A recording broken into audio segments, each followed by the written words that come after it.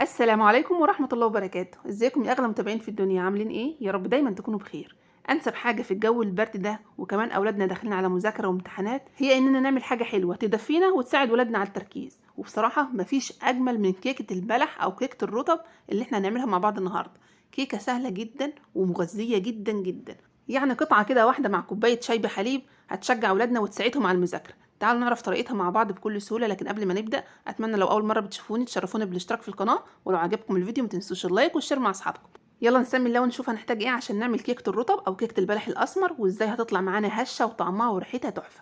تعالوا نتعرف على المقادير وطريقة التحضير. المكون الرئيسي معانا أو البطل بتاع الوصفة النهاردة هو البلح الأسمر أو البلح الرطب. معايا نص كيلو، غسلته كويس وقشرته وشلت النوى منه وقسمته على 2. معايا 4 بيضات، كوباية ونص دقيق، كوباية من السكر، كوباية من الحليب، ونص كوباية من السمنة، ممكن نبدلها بزبدة أو زيت أو سمنة على زيت، ومعايا فانيليا عشان البيض، ومعلقة كبيرة بيكنج باودر، وأكيد مش هننسى رشة الملح ونقطتين الخل. أول حاجة بعملها بجهز الصينية، وأنا بفضل ورقة زبدة علشان لما بنيجي نقدمها لازم بنقلبها عشان البلح يبقى لفوق. حطيت ورقة الزبدة وهدهنها من نفس مقدار السمنة اللي معايا عادي أو أي نوع مادة دهنية، أهم حاجة تغلفيها كويس عشان تديكي نتيجة مظبوطة. وعلشان ورقة الزبدة تثبت معاكي في الصينية وما تروحش شمال ويمين منك، سيبي الصينية مندية، يعني تبليها كده بشوية مية قبل ما تحط ورقة الزبدة. مية مش مادة دهنية ولا حاجة، بتثبت الورقة جدا. لو حابة تكتفي بدهنة السمنة بس مفيش مشكلة وهترصي التمر على كده. لو حابة بقى تزودي اوبشن الكرملة شوية، هجيب معلقة من السكر ونص معلقة من القرفة وبطن بيهم ورقة الزبدة اللي انتوا شايفينها دي، بتدينا لون وكرملة وريحة تحفة.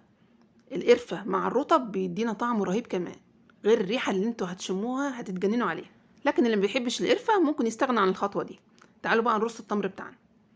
ليه تكنيك في الرص، ما ينفعش تحطيها الابيض ده يكون لتحت، لا، حطيها خلي الغامق هو لتحت عشان لما نيجي نقلب الصينية تدينا شكل حلو. وفي كمان معلومة مهمة لازم تاخدي بالك منها، ابدأي رص من جوه الصينية مش من على الطرف، عشان لو البلح ما كملش معاكي يبقى الصينية شكلها حلو.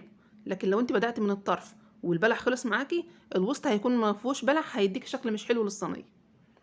شايفين الوردة اللي جوه دي؟ اعملها هي الأول، وبعد كده بقى وزعيه. هي ما بتاخدش كمية من البلح كبيرة ولا حاجة، لأن كل بلحة مقسومة على 2 زي ما انتوا شايفين كده، يعني أقل من نص كيلو بيكفي الصينية. وكل ما اهتميتي برص البلح في الصينية بشكل مظبوط كل ما اداك نتيجة كويسة لما نيجي نقلب الكيكة بتاعتنا. شايفين ما بتاخدش وقت خالص ازاي؟ خلاص كده رصيت الصينية بتاعتي بالرطب انصاف زي ما انتوا شايفين كده، ما شاء الله ما خدش مني وقت خالص.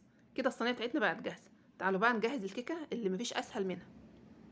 في الخلاط وهحط كل المواد السائلة مع السكر زي اي كيكة بنعملها.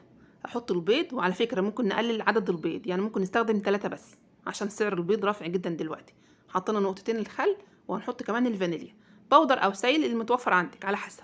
على فكرة انا بحب البودر علشان ما بتغمقش لون الكيكة. هحط كمان المادة الدهنية، انا النهاردة مستخدمة سمنة، لكن زي ما قلت لكم احنا ما بنوقفش على اي حاجة، ممكن زبدة ممكن زيت وممكن سمنة على زيت على حسب المتوفر.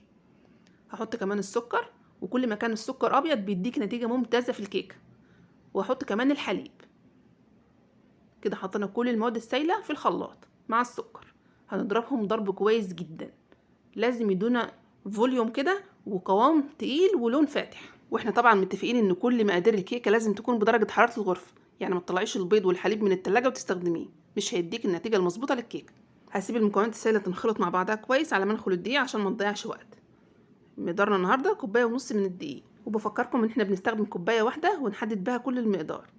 خلاص نزلت بالدقيق، هنزل عليه كمان بالبيكنج باودر ورشه ملح صغيره جدا، حاجه لا تذكر بس بتفرق جدا في طعم الكيكه. وانخل بقى كل المكونات الجافه مع بعضها، ودي تاني مره انخل الدقيق، انا نخلته وانا بحدد المقدار بتاعه ساعه ما كنت بحطه في الكوبايه. خلاص كده المكونات الجافه بتاعتي جاهزه انها تستقبل المكونات السائله. شايفين لون الخليط السائل فاتح خالص ازاي؟ وحجمه كمان تضاعف في الخلاط، غير ان قوامه بقى تقيل. نزلت بيه على المكونات الجافه وبالمضرب اليدوي او حتى بسباتيولا او معلقه خشب، ونقلب كل المكونات مع بعضها لحد ما الدقيق يختفي والمكونات كلها تتجانس مع بعضها. ويفضل انك تخلطي في اتجاه واحد، مترجعيش بالمضرب للاتجاه العكسي. شايفين قوام الكيكه؟ هجيب السباتيولا عشان اتاكد ان مفيش اي دقيق خالص، ما ينفعش يكون معانا اي ذره من الدقيق. والبنات اللي لسه جديده في عمايل الكيكه، لو حسيت ان القوام خفيف زودي رشه دقيق، حسيت ان القوام تقيل زياده عن اللزوم زودي نقطتين من الحليب، هتظبط القوام جدا ما تقلقيش خالص. وهجيب الصينيه اللي جهزناها مع بعض قبل ما نبدا الكيكه، ولازم نجهزها قبل ما نبدا في الكيكه يا جماعه علشان بتاخد وقت فما ينفعش نركن عجينة الكيكة واحنا بنجهز الصينية. وانزل بالمقدار بتاعي. شايفين القوام قد ايه مظبوط؟ ده بالظبط اللي انا عايزاه. هنزل كل فتفوتة في البولة دي، نعم ربنا ما ينفعش نرميها في الحوض. خلاص كده الصينية بتاعتي بقت جاهزة انها تدخل الفرن اللي انا ولعته برضو قبل ما ابدأ في الكيك على درجة حرارة 180. والكيكة دي بتحتاج وقت اطول شوية من الكيكة العادية جوه الفرن، يعني تقعد حوالي 40 دقيقة. بعد 40 دقيقة بنعمل لها اختبار التسوية اللي احنا كلنا عارفينه بستيكس كده او خلة سنان. لو لقيناها مستوية ندفع عليها الفرن ونسيبها 10 دقايق قبل ما نخرجها.